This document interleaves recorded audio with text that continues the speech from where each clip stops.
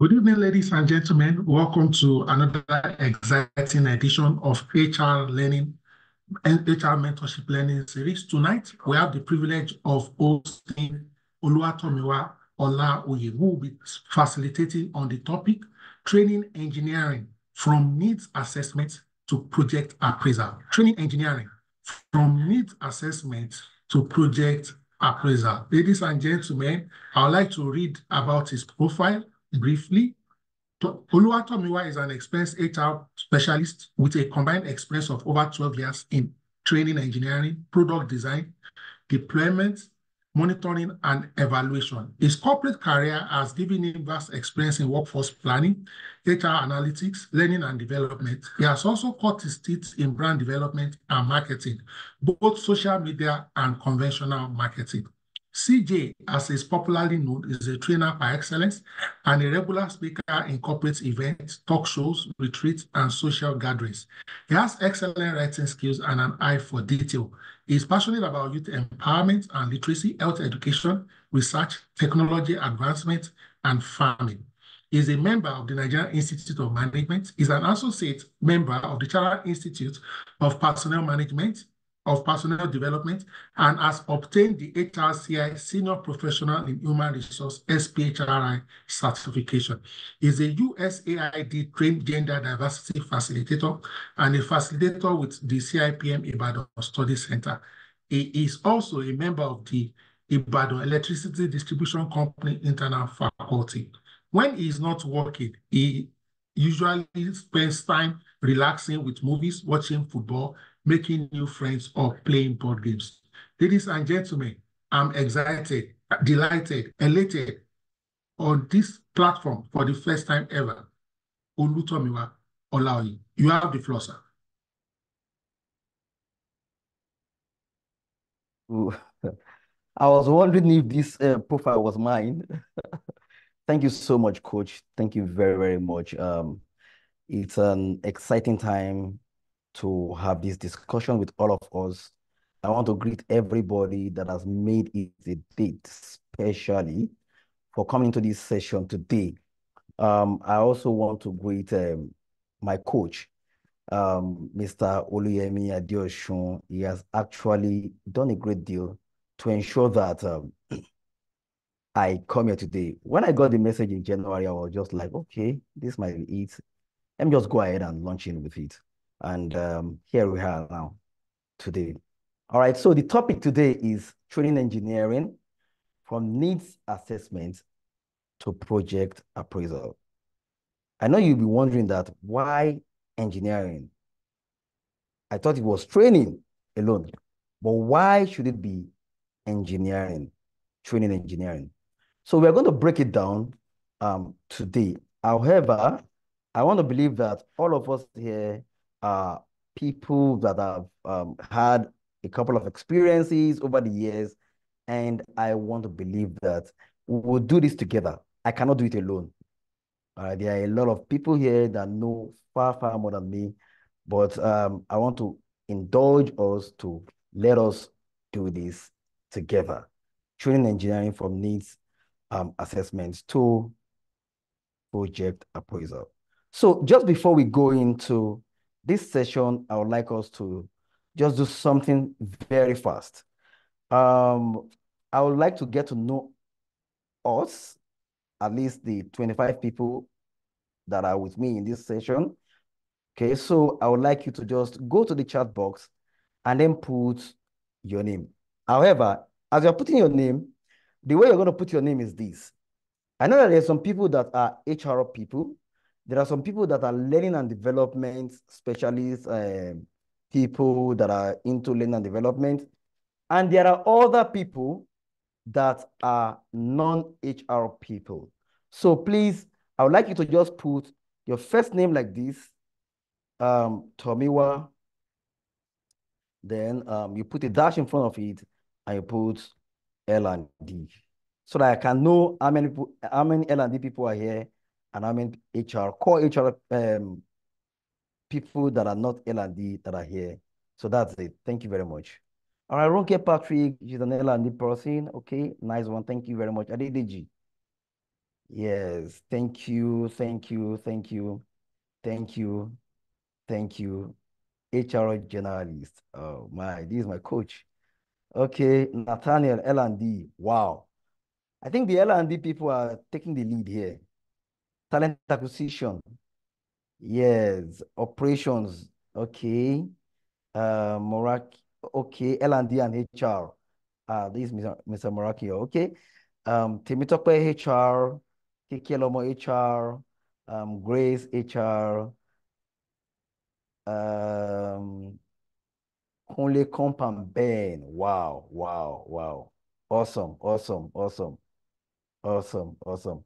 Thank you very much for joining us here. Thank you very much. I want to believe that we're going to have a swell time in this session this evening. Okay. Thank you. Thank you. Thank you. Titi Lope, thank you. Thank you. Oluwadami, Lola, thank you very much. Okay, so let's move. Okay, so the first thing I want to ask us as we start this session is that what is the attraction? What brought you here? I want to know, it could be one of four things. It could be that you came here because of the title of the project, of the program, training engineering. It could be because of the, what do you call it? It could be because of the person.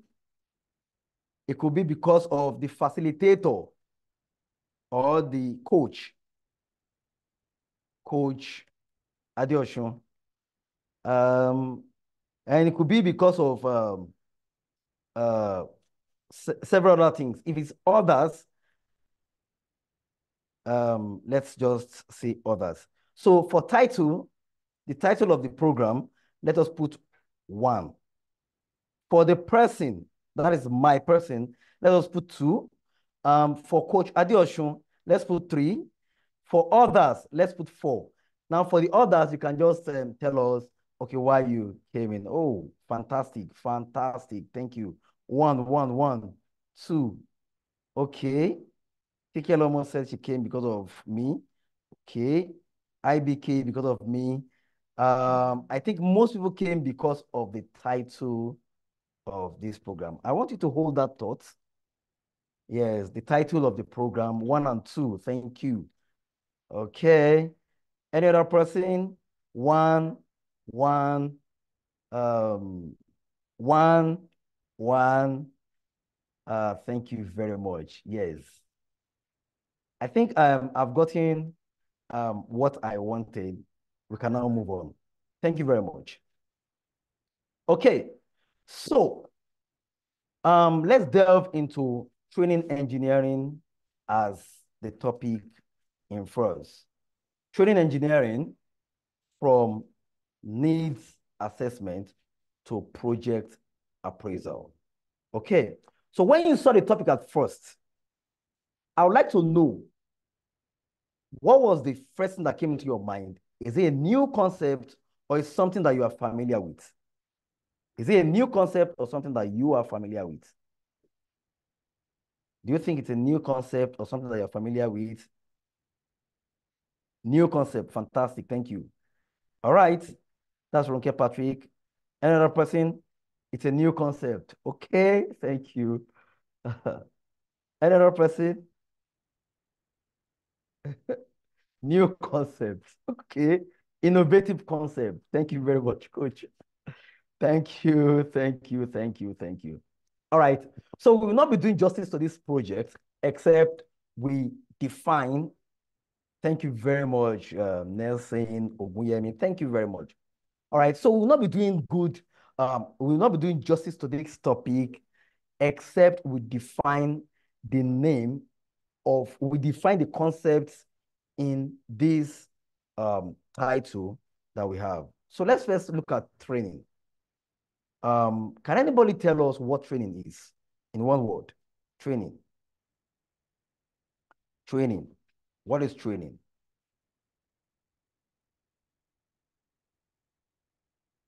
Okay. Okay, nobody. All right, so I'll wait for you while you tell me what training is. You can just type it in the chat box what training is.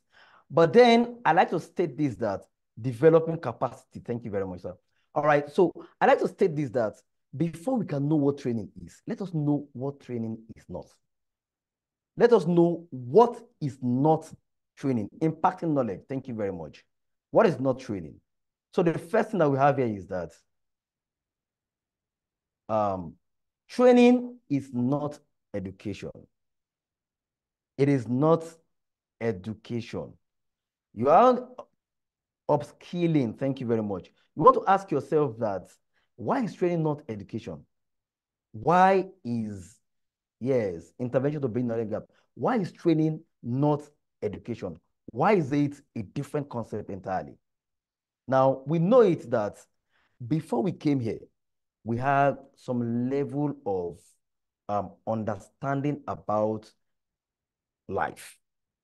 So as you are growing up, we went to schools, primary schools, secondary school, and so on and so forth like that. In fact, some people went to schools to learn English.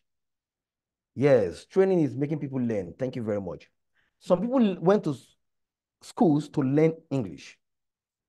I can assure you that everything you have learned, if you do not, okay, in training, if you do not know something, you cannot be trained on how to use it. Education is a deep dive into whatever knowledge that you do not have before. It's a deep dive. It's something that is it's something that takes a lot of time. So let's say that as you are right now, you must have gone to primary school, secondary school. Some people went to universities. Some people went to the polytechnic. Some people went to other higher institutions of learning. Some people did CIPM and so on and so forth like that. Now, training is not education. It is not education because training is focused on something. It is focused on one particular concept that we would like to talk about later. Training is making people to learn, unlearn, and relearn what has impacted them positively. Thank you very much for that. Now, what you have learned before is there. You have residual knowledge before. However, training is made for you to polish the existing skills. Let me use the instance of gold, for example, a raw material.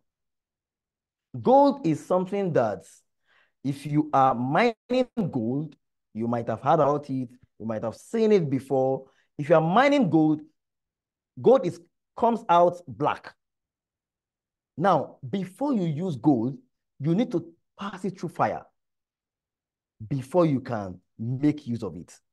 Now, when you have gold in the raw form, it is almost unusable for you. However, when you need to use the gold, you have to do what? Polish it so that you can use it. So training is polishing existing skills. The gold is like education. Education is knowledge in unrefined form.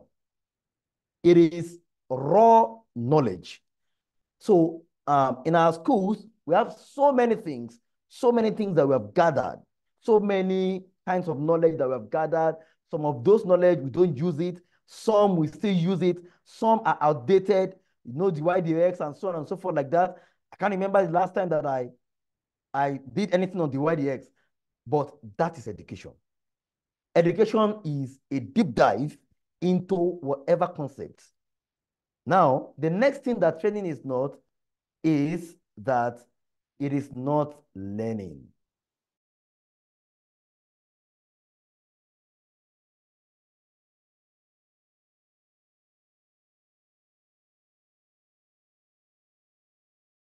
But it does not guarantee that you will learn. This is because learning starts when training ends. The moment you are done with training, after you move out of the environment, or probably you are still in the environment, Learning occurs when you are able to conceptualize and use what you have been trained to do. So the question is that, what is now training? Now, if you look at it very well, training is a systematic, intentional process. It is systematic because it is something that requires skill, and it requires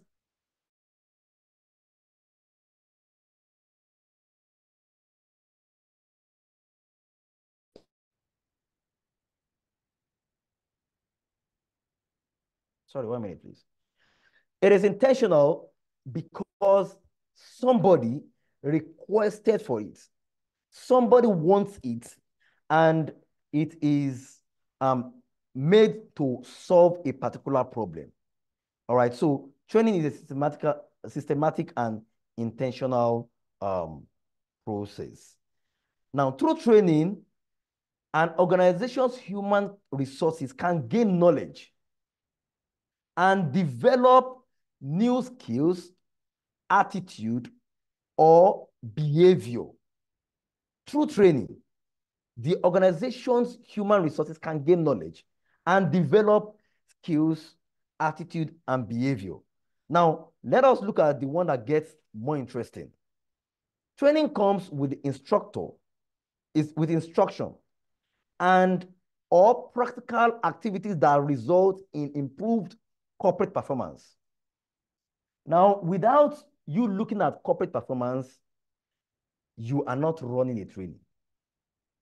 So, as trainers or as HR people, training is a part of what we run to ensure that the people in an organization are useful for the business. Now, everything that you are doing in HR, everything that you are doing in training must link to the corporate objectives.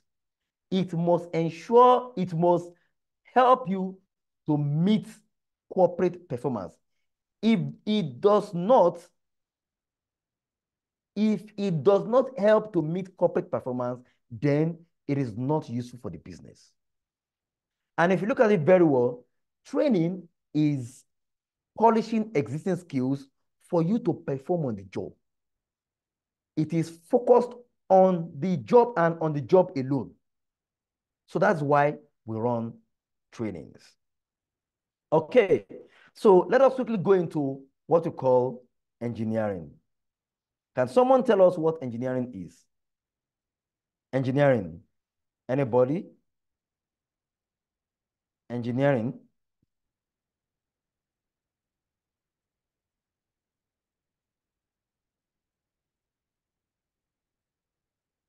Anybody, please? Okay. All right. So designing and creating. Thank you very much, sir. I think you are an engineer. I want to believe you are an engineer. That's why I don't know your background, but I know that, of course, one of those things that you can say about training is that it is designing, about engineering is that it is designing and creating. So the dictionary meaning of engineering is that engineering is a practice of using natural science, mathematics, and engineering design process to solve technology problems.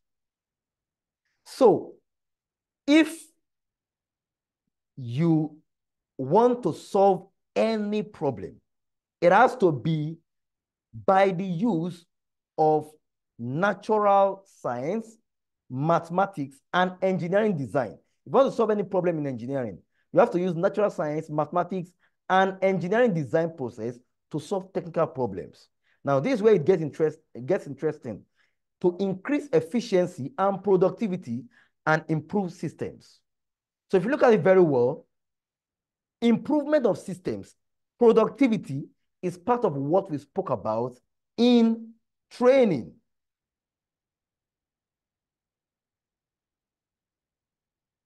Okay, in training, product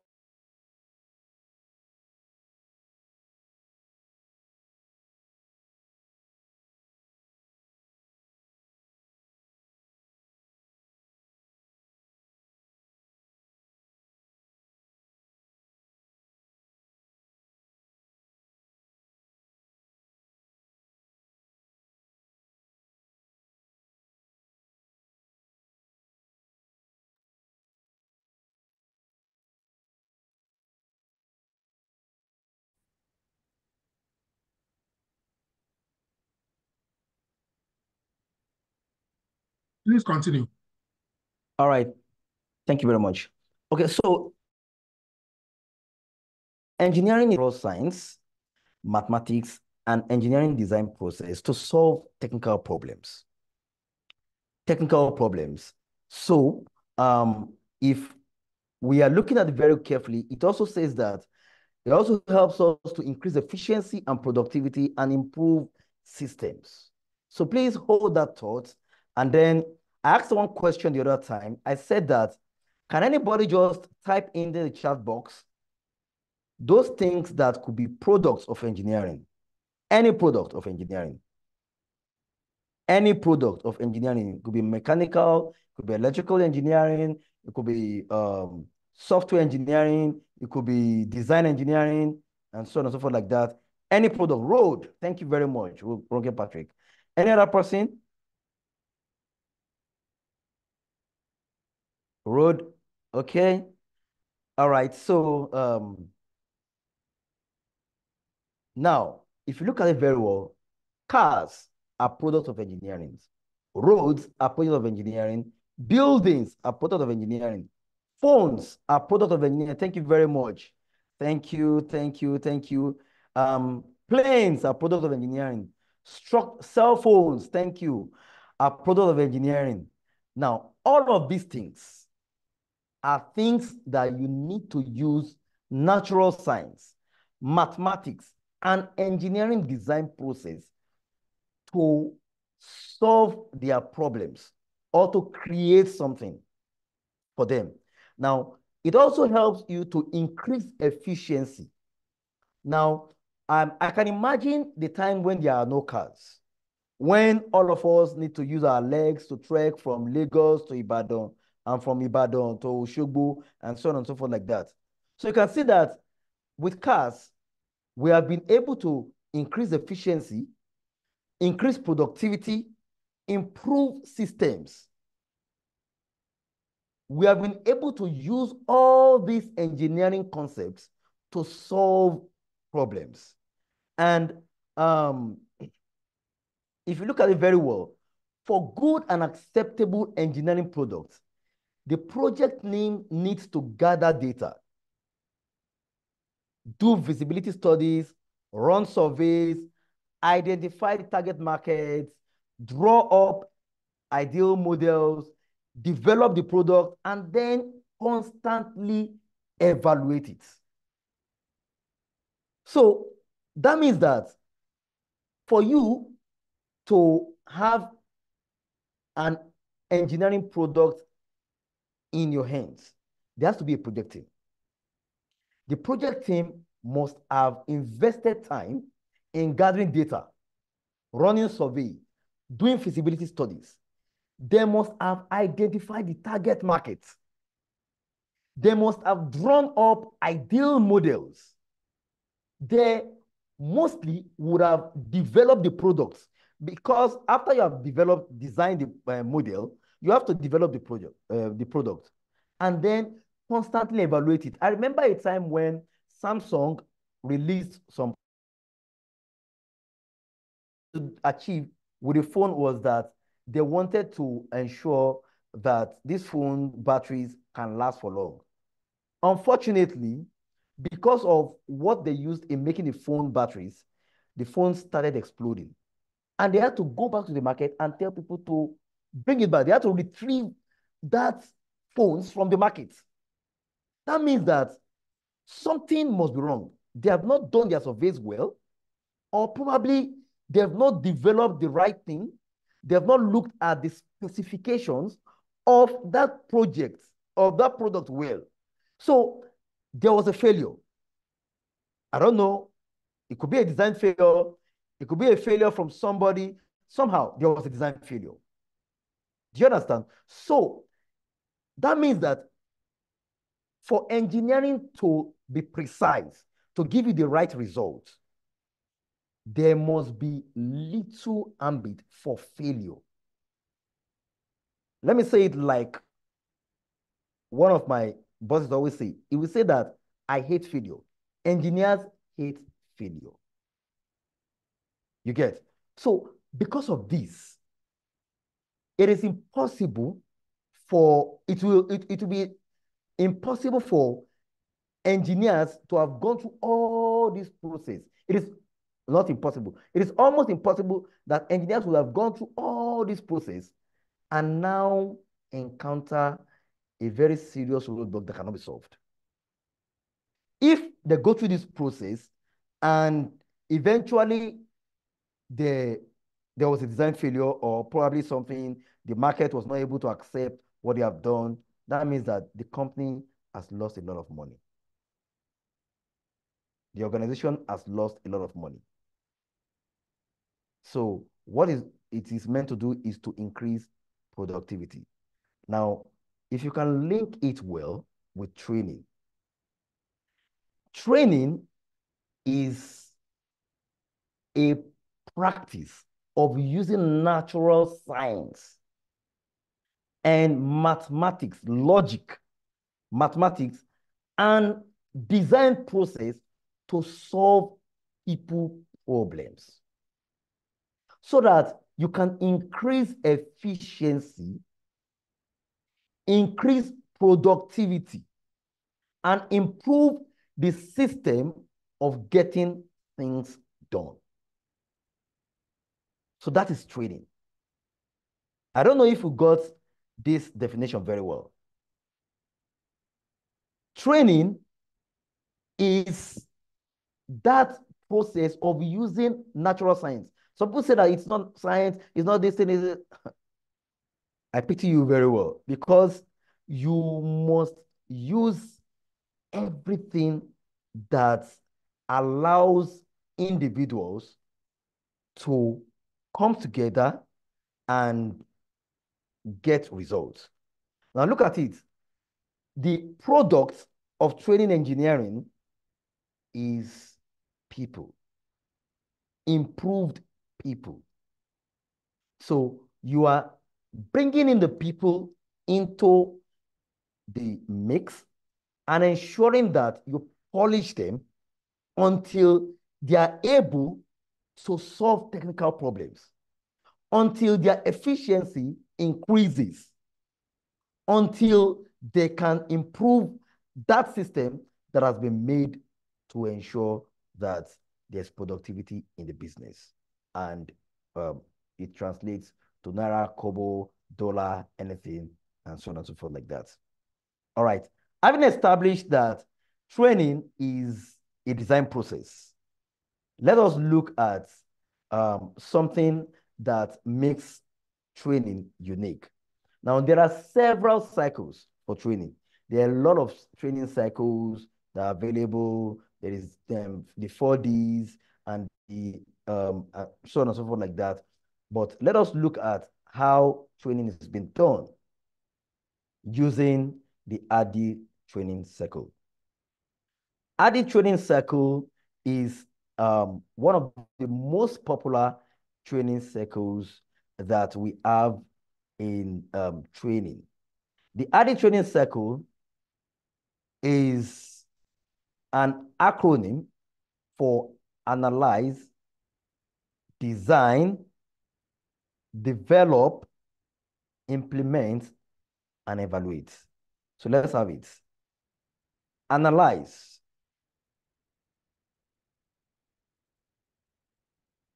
Design, develop, implement, and evaluate. Now, for you to run training very well,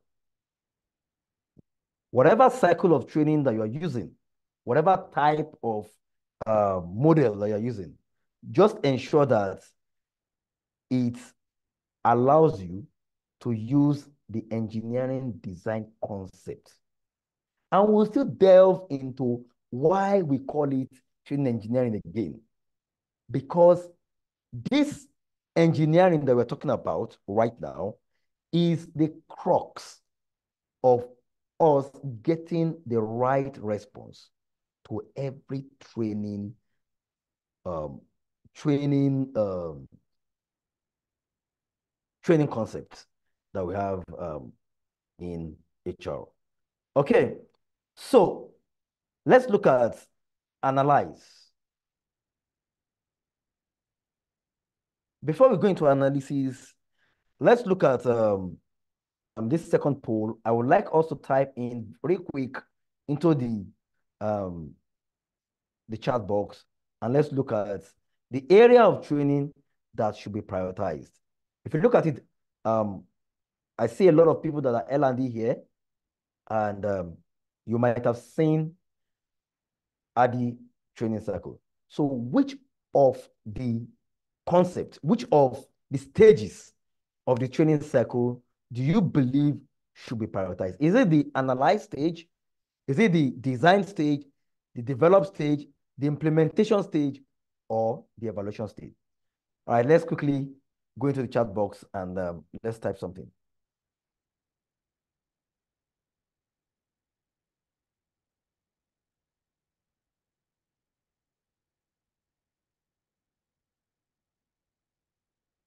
Okay.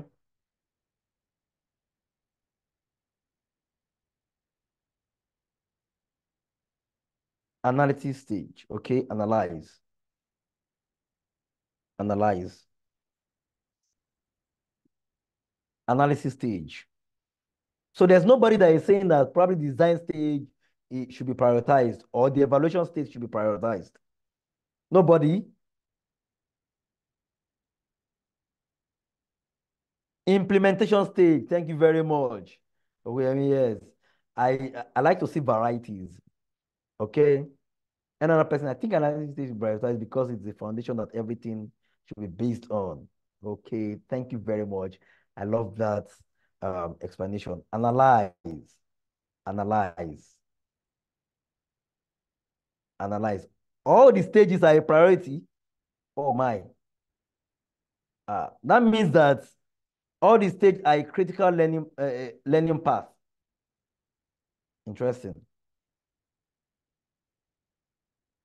Analysis and evaluate. Okay. Um, all right. So I will leave us to decide on this by the time we are done with this session. Okay. So before we go into the analysis stage, which is the first thing, let us quickly look at those things that the training attempts to solve, the problem that training attempt to solve. One of the things that training attempts to solve, the basic thing that training attempts to solve is what we have captured inside the KSA framework. Some people call it ASK. Some people call it KSA. And the first one is knowledge. Knowledge is theoretical understanding and information. Of course, we have established that training is not education. However, sometimes you need to use training to drive some level of knowledge. You cannot give the basis in any training. I remember one time when I wanted to run a particular set of training for some engineers in my organization. And the training was meant to be 2 weeks training for graduate engineers. So we told one of the people in our internal faculty to develop the training model. And by the time the guy came back, he went and wrote a lot of DYDX, a lot of things that are jargons. And I asked him that, how many years do you use to study engineering? He said, give or take 3, 4 years. And I told him that. So you want to teach somebody this for not even up to 2 days, maybe like 1.5 days. You want to teach somebody this for 1.5 days. You are going to start this exercise in futility. However, there is a place you can start from. You can just do what? Assist the person from the level that this guy has. That means that means that for us to request that somebody should have a basic understanding of this, it means that we know that that person, we don't have the capacity to train the person from the beginning of life. We can't teach the person the basics of what he needs to know. It's just like trying to teach a customer care person how to speak English. You are not going to succeed. I can assure you of that. All right. So let's look into the next thing that training attempts to assist with: skills. So practical abilities on the job is another thing that training seeks to do what? To solve one of the problems. Okay, the third problem is attitude problem. Let's take, for example, you are not getting results because some people in your organization believe that it's only men that can solve this problem. Women cannot solve the problem. Or they believe that it's only a particular tribe of people that can solve a problem. So one of those things that you want to do is to do what? Is to take them through what we call a diversity and inclusion training, to help them to understand how important variety is. So you can take them through an attitude training to bridge that um, productivity, that performance gap. So one of those things that you also need to look at is that a training can be a combination of all of these things: knowledge, skills, or attitude. Okay. All right. So let's quickly go into training analysis. You will all agree with me with the diagram that was on the last three slides, that analysis stage is the first stage of training. However, it is not only about starting. It is about understanding the real problem. Somebody calls it the area where you get to know the root cause of that problem. And just as I don't know the name of the person, somebody said in the chat box that if analysis stage is gotten wrong, everything else gets wrong. That's Omotolani Olatunji. Another person, Boma Allen, also said that it should be prioritized because it is the foundation that everything is based on. So that means that if your foundation is not standard, that substructure, if it is not standard, it is likely that you lose everything. It is likely that you lose everything. Now, analysis stage is the stage where you identify what is the problem. People are not making money for the business. What is the problem? Is it that they don't know how to communicate as marketers? Or is it that they don't know how to navigate their terrain? Or is it that they don't know how to get people to come to their site? Then you want to ask, who is the person that we should hold responsible for this problem? Is it the leaders that we should hold for this problem? Is it the followers? Is it the HR that we should hold responsible for this problem? Is it the management? So you want to know who is the real problem. Then you want to do what? You want to do a complete diagnosis of the problem. Now, ladies and gentlemen, at this stage, you want to establish that training is the solution of the problem. See, sometimes training is not the solution. Sometimes you just need to increase the salaries of your staff. Increase their salary and they will perform. Sometimes you just need to shuffle the people in the business. Take one person, um, maybe a recalcitrant employee, take him off place, his beat, and ensure that another person comes to his place. Or take away the supervisor that has not been cooperating, that has not been performing well, that has been allowing people to have huge turnover, and that has been allowing the organization to have huge turnover. Take away the supervisor and you start seeing your results. You get? So sometimes training is not the solution. Sometimes training is not the solution.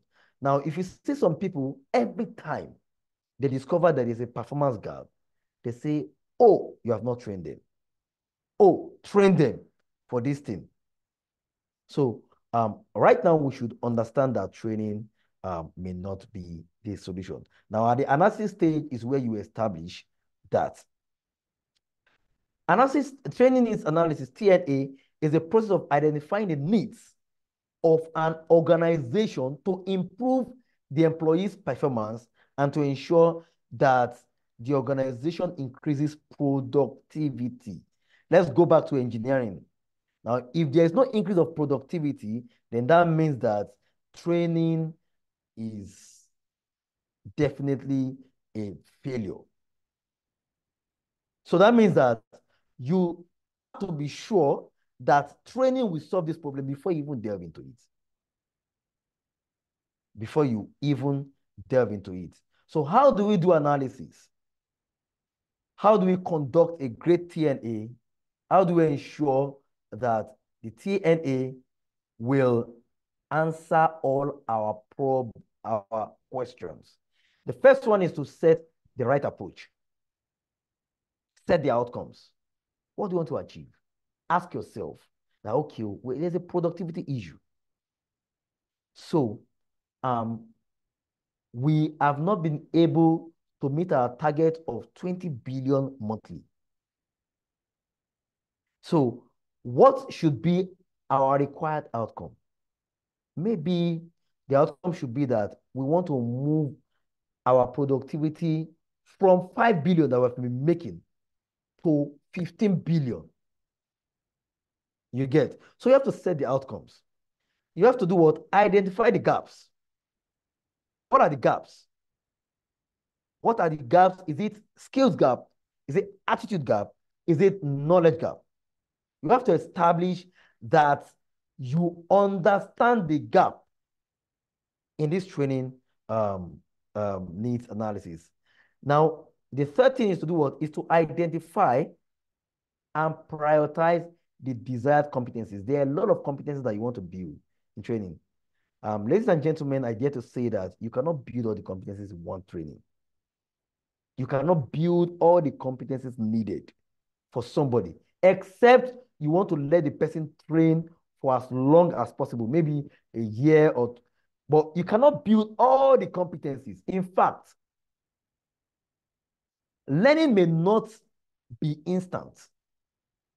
It may take time, but you want to look at the ones that you should prioritize. So it is this analysis stage that you will do what? You will begin to write out all the competencies that are available and prioritize the one that suits you best, that can help you to achieve the results. That can help you to achieve the result. Let's take, for example, let's go to engineering again. Let's take an example, you want to build a car. what feature will the car solve that can increase the productivity? It could be that you want it to conserve fuel. Focus on that one first. There's no car that can solve all your problems. It could be that you want a comfortable car, a car that has comfortability, that has space, and so on and so forth. Like, yes, focus on that one. What is the priority for you? You get.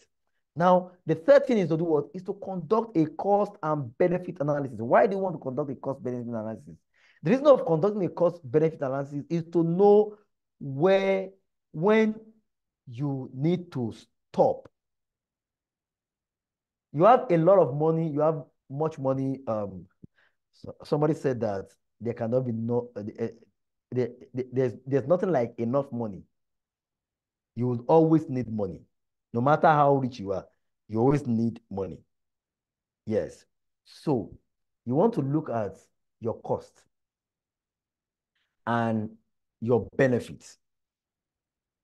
What if you look at the people that are in the training and you say that a virtual training should help you to solve this problem? Because if you want to run it physically, the cost will be so high that when the benefit comes, the cost will overshadow the benefits. So you want to do an analysis of what the cost will be. Do we have this money right now? Some people say training is cost center. Somehow, it is a cost. But do you have this money to run this training at this particular time? Can you spend so amount of money to run this training at this particular time? Look at the time of COVID-19, where you have to be very sure that before you can run a physical training, you have to invest a lot of money.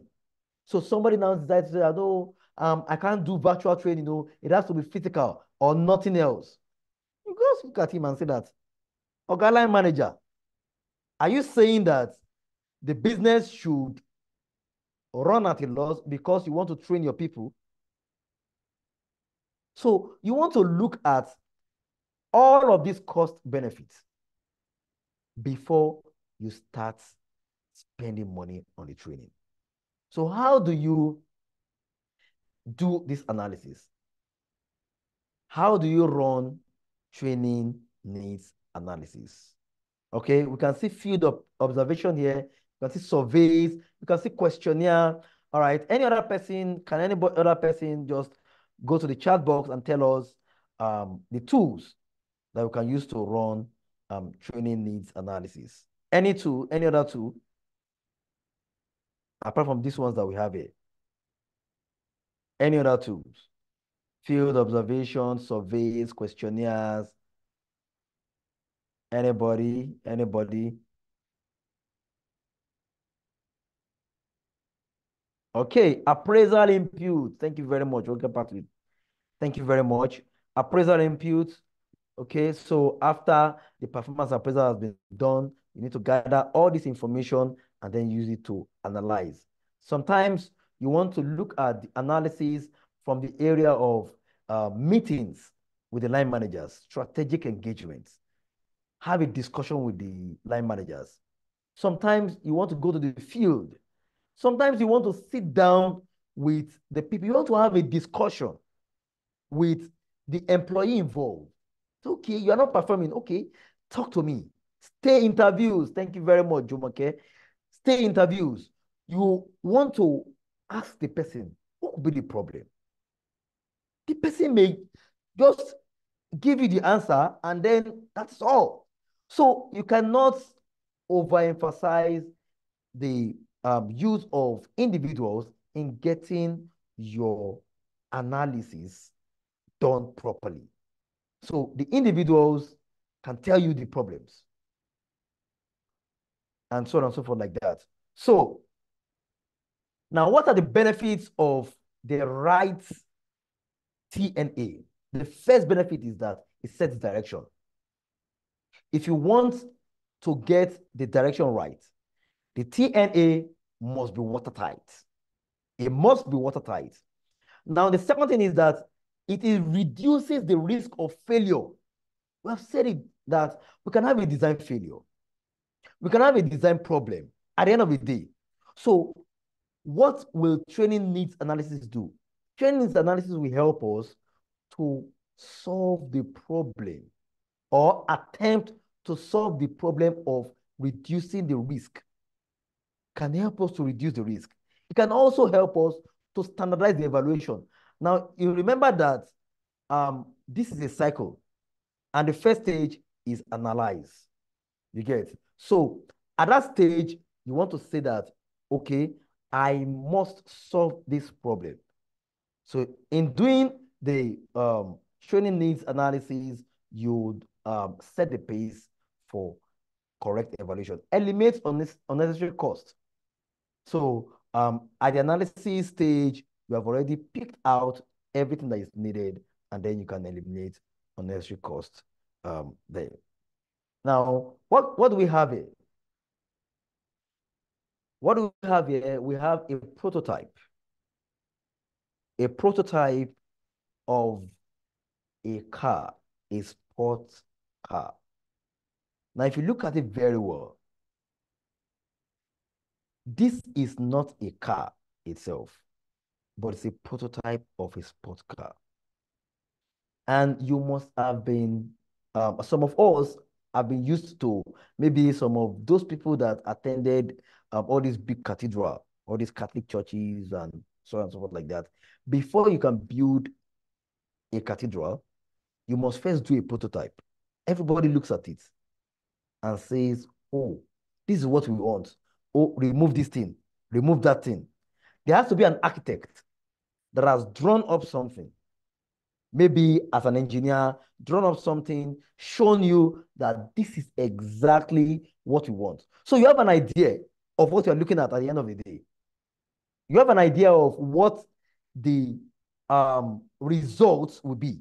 So this prototype is as a result of a design. You must design the right thing correctly. And this stage allows you to interact with all the stakeholders. It gives you the chance to interact with all stakeholders to ensure that you get the answers right. The design stage gives you room to mold the prototype and present it to stakeholders for review. So it can be quite excruciating. It can be a painful stage. At this stage, you want to justify why you should go for these products. Why this product is the right product and you should not do another thing. Why you should change it, why you should add tires to it, why you should make it a 6-tire vehicle and not a 4-tire vehicle, and so on and so forth like that. So this design stage is when you can do everything. So the same way happens to training. At the design stage, you develop the learning objectives, you select the instructional materials and strategies, you design the overall training structure and curriculum. You create content outlines, lesson plans, learning the materials, develop assessments, develop the evaluation criteria, and so on and so forth like that. It's at the design stage that you do all of these things so that you will be able to have a successful training. Okay, so let's quickly look at two design types. The first design type is the ropes model. Now, if you look at the ropes model gives you opportunity to do design by using review. You review what, you remember we said that training is polishing existing skills. All right. So you review the concepts that the person knows before. Somebody said it the other time that it is unlearning, relearning, and learning new concepts. So you want to push away the past concepts and then link everything together So using the ropes model, you can always do this. You review, you check the overview, you present, you look at your presentation, and you go for exercises, and of course, you summarize. You ensure that you get the training right through the ropes model. But there's another model that I love to use. And that model was what brought us here. You remember I asked the other time that why did you come to this training? And a lot of people said that they came because of the title. And the Greg's model looks at how to create exciting titles to ensure that the people come in. So this great model uses the bait analogy, the bait structure. So for people to come into this session today, there has to be a good bait. There has to be a good bait. Now, the title is needed to create an irresistible taste and excitement in the minds of the audience. You want to ensure that people that are coming for this session, the moment they see the title, they want to come. So if you are running a training, imagine me bringing all of these great people to this place and we're saying that this session will be the basics of training. How many of you will come for the session? In fact, some people will even look at it and overlook and say, oh, what is it about to tell us? It's not about to tell us anything new. You get. Now, you see that all of these things that you are seeing here right now is nothing new. In fact, somebody told me that what is in a name? And I told the person that a lot is in a name.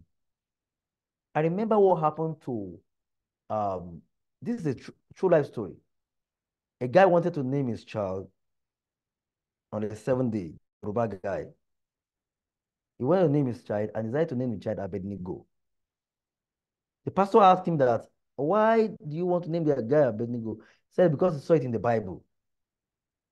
The pastor said, no, I will not name this child Abednego because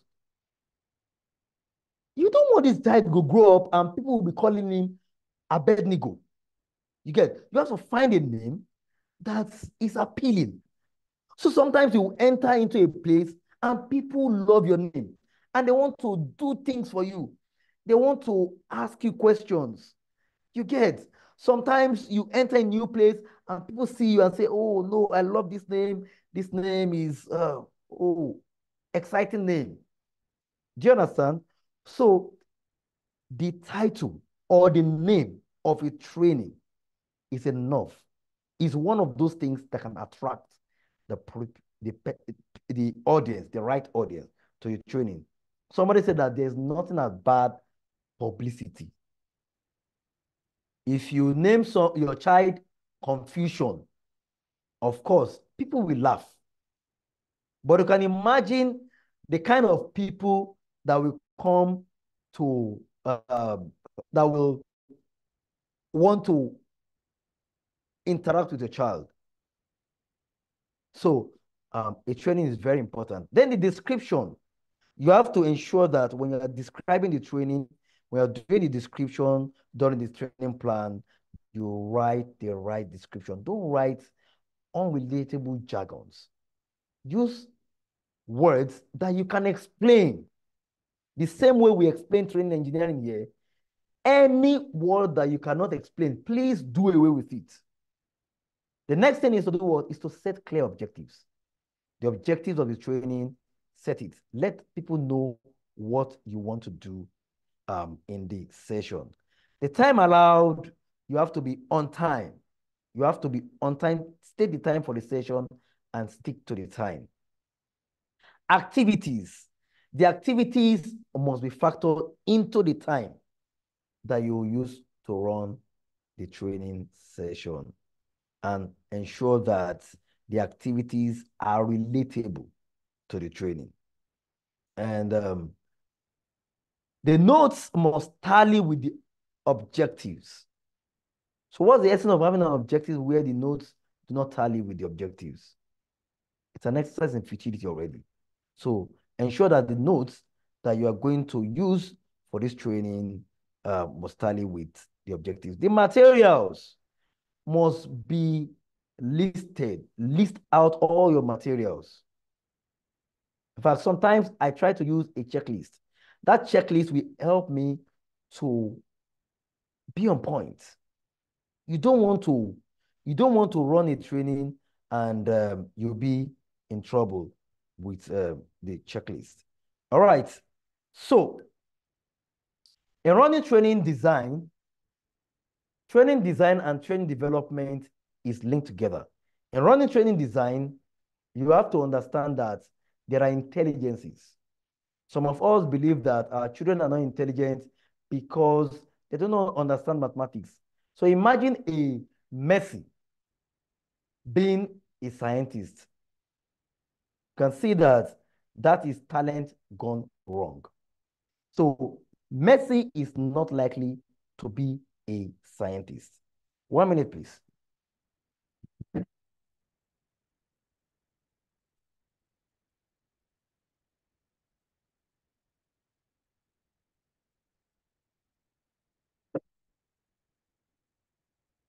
Okay. All right. So sometimes ago, a man called Howard Gardner decided to develop a theory of what we call multiple intelligences. Multiple intelligences. And if you look at it very well, there are about 9 multiple intelligences that we have. And all of these things are those things that you have to incorporate into your training. There's a naturalistic intelligence. Some people, they cannot understand unless you bring in things that have to do with nature into the training. Existential intelligence, things that have to do with supernatural and so on and so forth like that. Interpersonal, visual, spatial, intrapersonal.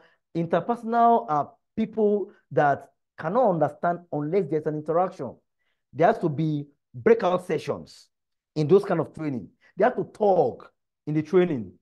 You get intrapersonal, somebody that you give room to think about what concept you have described. You get now, there's some people that are logic smart. If it does not add up, then it does not make sense. So you have to understand that there's some people in your training class that are logic smart. It has to be 1 + 1 giving 2. It has to lead to 2. You get, there are some other people that are verbal and linguistic smart. It has to be linguistically right. If for this set of people, when you spell something wrong in their class, it throws them off balance. You spell something wrong, you have a wrong spelling somewhere, it throws them off balance, and they begin to say that, oh, this thing is not, you get. So you have to understand that there are people like that in your class. There are some people that have musical intelligence. You remember those times that we want to learn the first 20 elements, and some people start singing one song to ensure that they are able to cram it, and so on and so forth like that. I did not learn that song. I have never learned that song. You get? It's not as if I don't like music, but I've never learned that song because I can easily know it. But there are some people that if they do not learn that song, they cannot understand. And there are some people that are bodily kinesthetic smart. Someone like Messi has to be very active. He has to do something. He has to dance. He has to play football. He has to do something. So all of these people are people that you should consider in designing your training.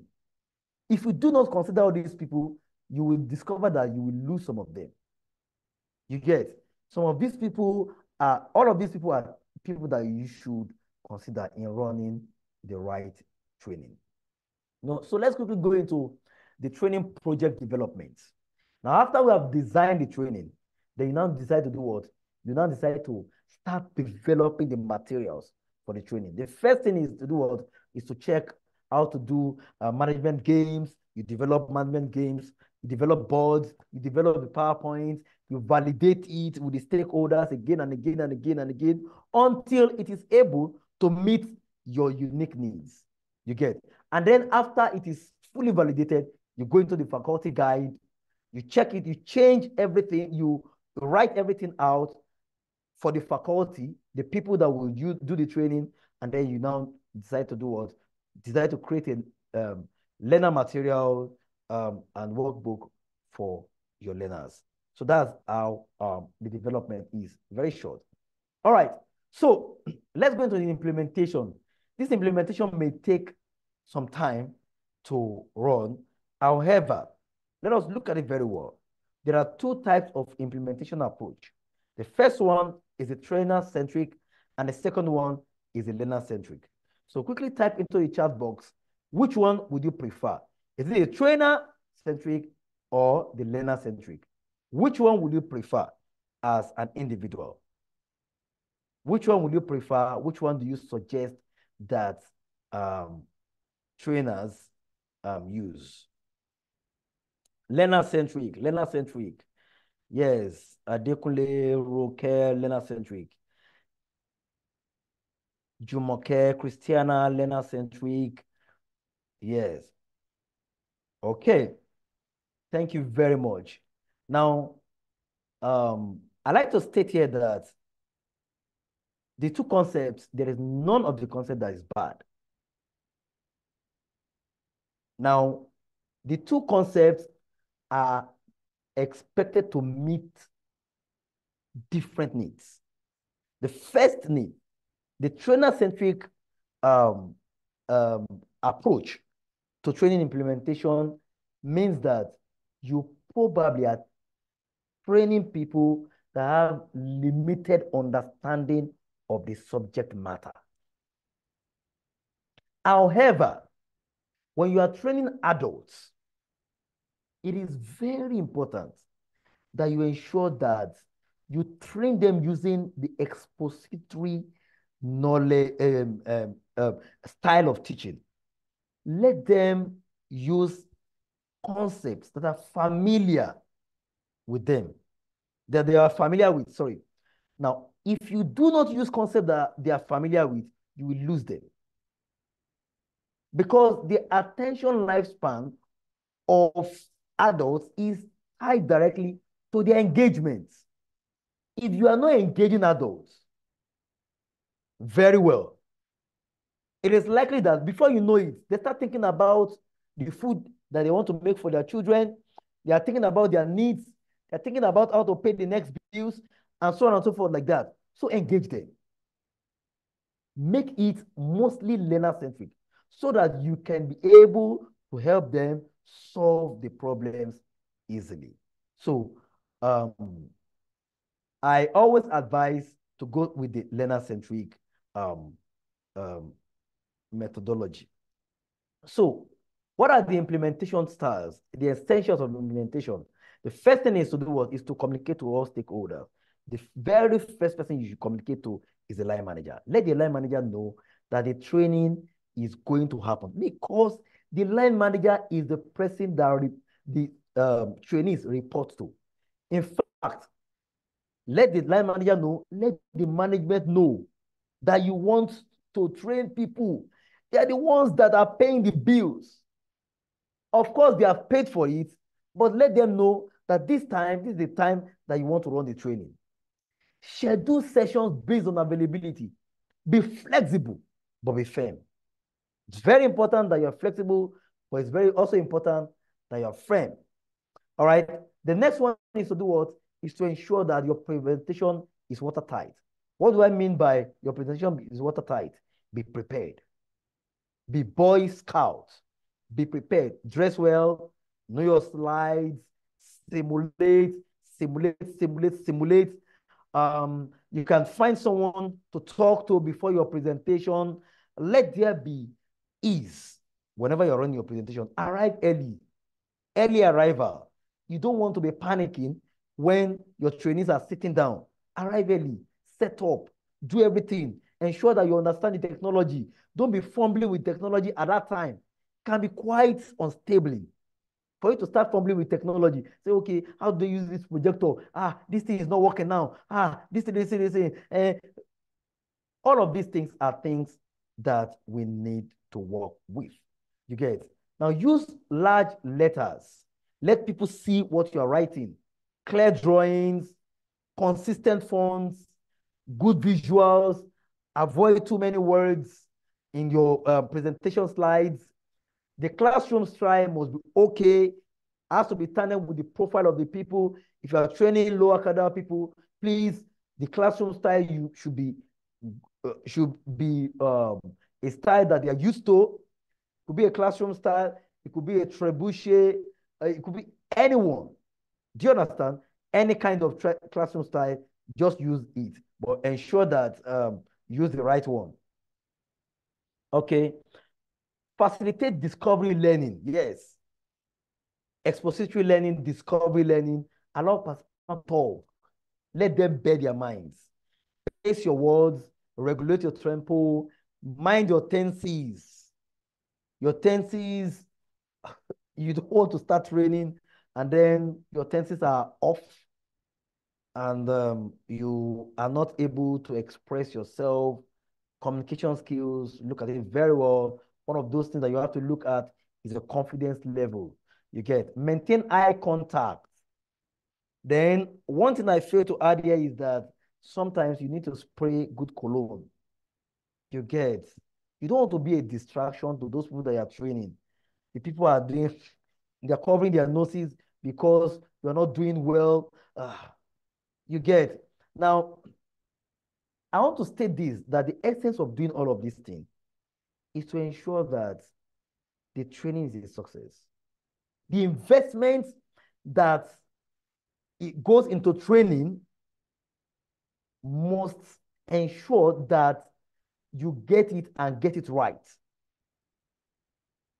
So when your participants are set off balance because of your dressing or they smell around and so on and so forth, you have actually succeeded in wasting the money that was used to start the training.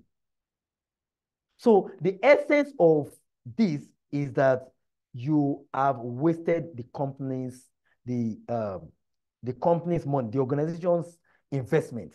So please, it is important that during the implementation stage, you are you are presentable. Basically, you are presentable. So that's it. Okay. I spoke about confidence the other time. How do you build confidence? Be honest. If you know everything, then that means that you are God. So please be honest. Present balanced, unbiased information. Be careful of generalization. The third thing is to do what? Is to encourage audience questions, audience participation. When the audience ask a question that looks like a stupid question, don't make them feel bad. Don't make them feel stupid. You can just try to reorder whatever the person has said so that it makes sense. Do you understand? All right. So the next one is to do what? Support with facts and experiences. Use stories. Be familiar with the material. Know your slides. Rehearse before presentation. And of course, the last but not the least is to understand your participants. Having said that, I'd like to state two things that you need to know to ensure that you get it right. The first one is to do what? Is to use the 3S. You are bringing a new concept, you have to state it. Tell people about the concept, support it, and then summarize. Very easy. Let people know that what you have done is this. Okay? The second thing is to do what? Is to use the 3Ps. And that's what we have done in this session mostly. You post a question, you pause to gauge the reaction of the audience, and then you point out to people. Unfortunately, I've not been, incidentally, I've not been able to point out to people because we have had an engaging audience here. All right, so you can use the 3 Ps: pause, pause, and point this thing. So let's quickly go into the project appraisal. What is the essence of an appraisal? The essence of the appraisal from the stakeholder perspective is that the trainees want improved competencies, career fulfillment, personal satisfaction. That is what they want. But there is a slight difference in what the management wants. Sincerely, the management wants this training to translate to Naira and Kobo before the end of the financial year. And it has to be immediate.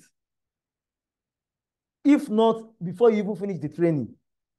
So everything you want to do, ensure that you are driving towards everybody achieving returns on investments.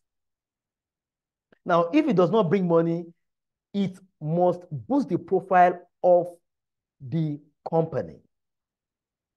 What am I saying about boosting the profile? The training will be geared towards corporate social responsibility. Yes, it has to boost the profile. Now, okay, well, this company is one of the companies that help to increase employment and so on and so forth. You get? So the training should boost the profile of the company or ensure that it meets the financial benefits. Okay. All right. Having said that, let's move on to how you can appraise a project. The first one is to use class assessments. Of course, there are formal assessments where we have quizzes, informal assessments, active questioning, the one that I've done right now. I've done a couple of one. Then, okay, traditional assessment, test, homework, examinations, and of course, the alternative to all of these things could be presentations. Let people come and present what they have learned. Let them do peer review. Let them do book review. Let them talk about what they have learned. So all of these things are alternatives to assessments, the formal assessments. Let's quickly go into training evaluation. Now, the training evaluation that we are used to mostly is what we call the practice framework of evaluating training. So how does the practice framework of evaluating training goes? The first thing is reaction. It attempts to gauge the reaction of the participants. Now, engaging the reaction, we use what we call the happy sheets. And that's what, if you have attended a training before, you would have seen all of those things. People write happy sheets, please feel if you are satisfied with these things, and so on and so forth like that. So training satisfaction can be gauged using this thing, reaction. The second one is learning. Test of acquisition of knowledge. We spoke about assessment the other time. So test of acquisition of knowledge can be done using the learning concept. Okay, so we have learning. We have another thing that we have here is behavior. Behavior. You want to look at the improvement of behavior upon the job. And that's one of those things that management wants to see. Have these people changed in the behavior? Have they done well in terms of behavior? You get? So behavior is something that the management wants to know. The fourth one is what? Results. If the result is not good enough, then the stakeholders believe that the training is not a success. So reaction, learning, behavior, and results. Those are the four things that the package framework seeks to resolve. However, there's an adaptation from Philip. Philip said that for you to run training rightly, there has to be a return on investment. Because training is also an investment. There has to be a return on whatever thing, whatever money you have spent. Because you see, training, we have established that training is an attempt to improve a product. Abi? All right. Now, if it's a product and you have invested in that product, then there has to be a return on that investment. And that is why Philip said that ROI must be included in the evaluation of training. How do you measure ROI? The first one is to do what? Is to check the net program benefits. You look at the net program benefits over the program cost multiplied by 100. Now, another thing that you can also look at is to look at the current value of the investment, current value of the trainees, the income plus the income from investment. How much have they made? Subtract the cost of the investment from it, and then over the investments, and then you get multiply by 100, you get the ROI. So that is basically how to do the return on investment. If you look at it very well, it can be a very tough way of measuring training. We may not have the time to do that in this session today. However, maybe another time we have the time to do that, but definitely return on investment is something that we need to always look at in ensuring that we have a good training. Okay, so there are two concepts I want to compare right now. The first one is return on investment, which we have spoken about, and the second one is return on training objectives. So you want to ask yourself that, what about people in HR? How do you put their returns in Naira and Kobo? Because HR is literally not making money. People in customer care, they are literally not making money. How do you ensure that you evaluate correctly without having any problems? So that's why we have what we call return on training objectives. That is a term that is being used in measuring the performance of the training. So while the return on investment is focused on financial perspective, the return on training objectives is focused on a broader perspective.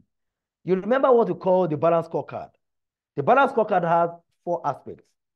We have the customer, we have the financials, we have the learning and growth, and we also have the internal process.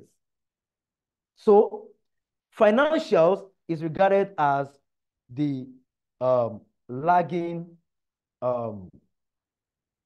factor, while the non-financials, the other 3, which are the non-financials, are the leading factors. So how do you measure somebody, a training that is channeled towards the leading factors? And that's why we have the return on training objectives. The evaluation can be based on, it considers the various aspects such as improved work performance, employee satisfaction, skills development, and organizational effectiveness. So that's basically what we have on training objectives here. The purpose is to provide insight into the overall impact and effectiveness of the training. Thank you very much. I think it will be right for us to ask a couple of questions before we close the session for today. Thank you.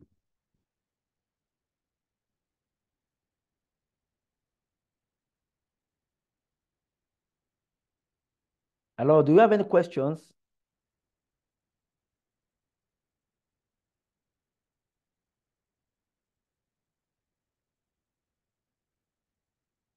Okay, I think the question here, there's a question here from Roker Patrick.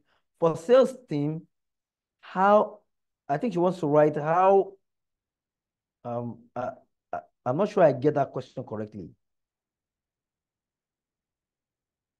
I'm not sure I got that question correctly. Can you retype the question? Can organizational policies affect training needs and ROI? Yes, this is from Adekunle Arolo. Fantastic. Yes, organizational policies can affect training needs. It can affect training needs in that what are you attempting to resolve in training? Everything that you want to do in training has to be linked to productivity. And in a way, the policies are, are there to ensure that there's room for productivity in the business. So if you have problems with the policies, if you have anything that you want to run in the policy, it has to come out from, it has to be reflected in the training needs. It has to be reflected in training needs. And of course, the ROI has to show, the return on investment has to show, or else that training has not been effective.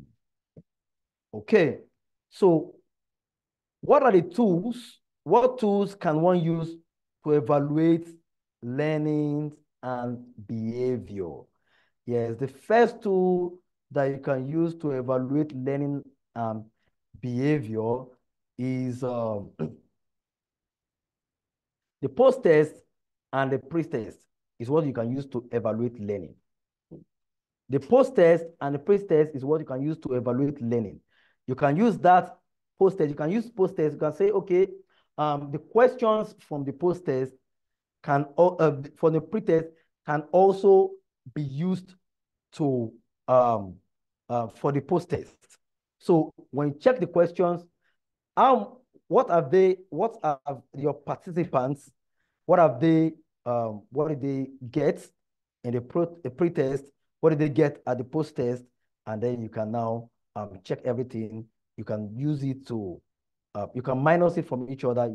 The difference is the training efficacy. So that is for learning.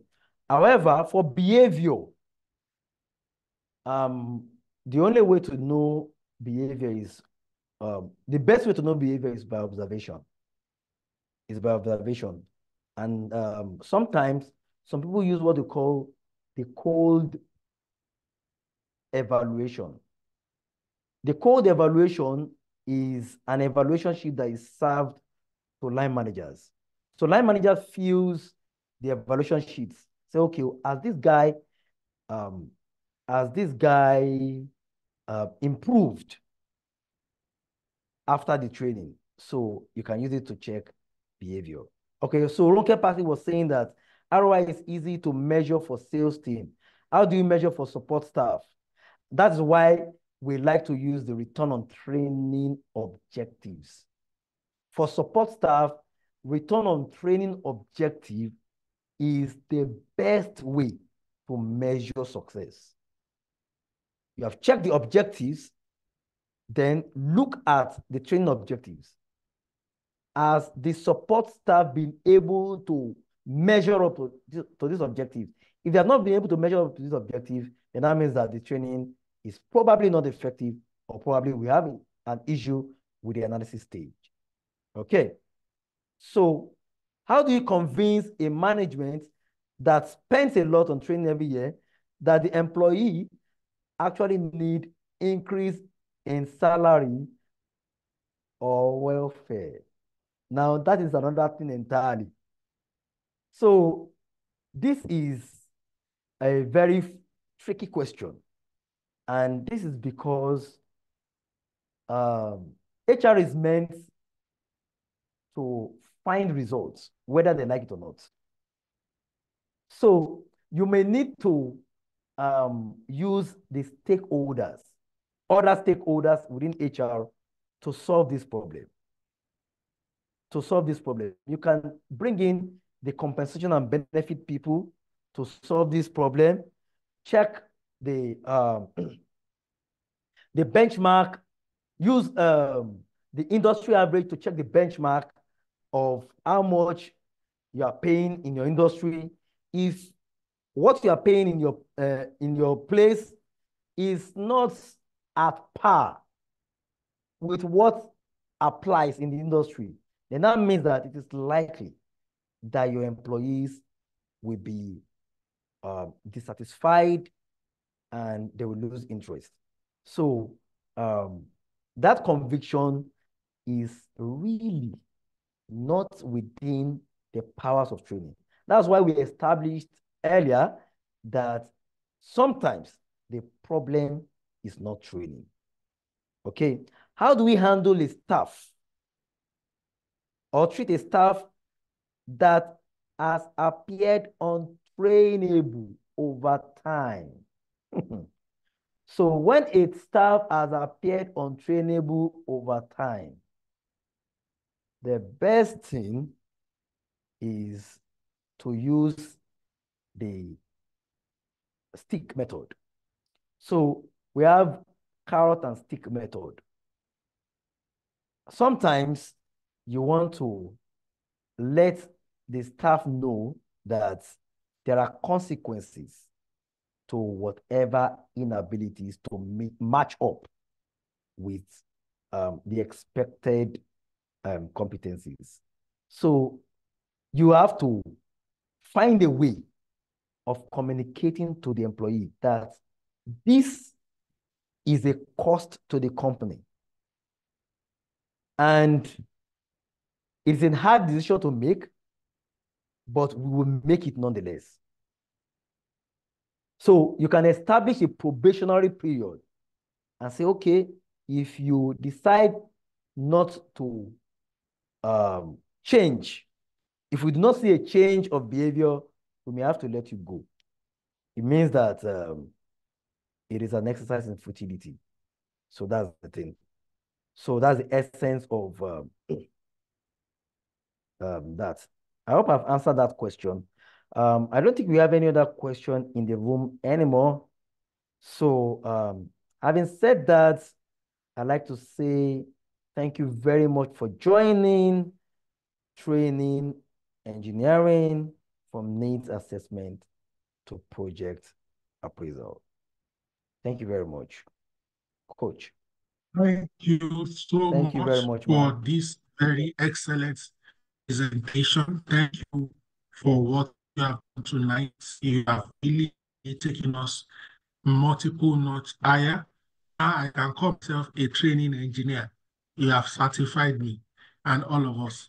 On behalf of everyone who has joined this call tonight, we'd like to express our profound gratitude to you for sharing from your wealth of experience and knowledge. Thank you for all the insights and the nuggets. Thank you for responding to our questions. This has been value for our time well spent.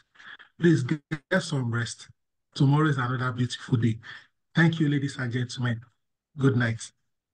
Thank you very much. Have a good night too. Thank you.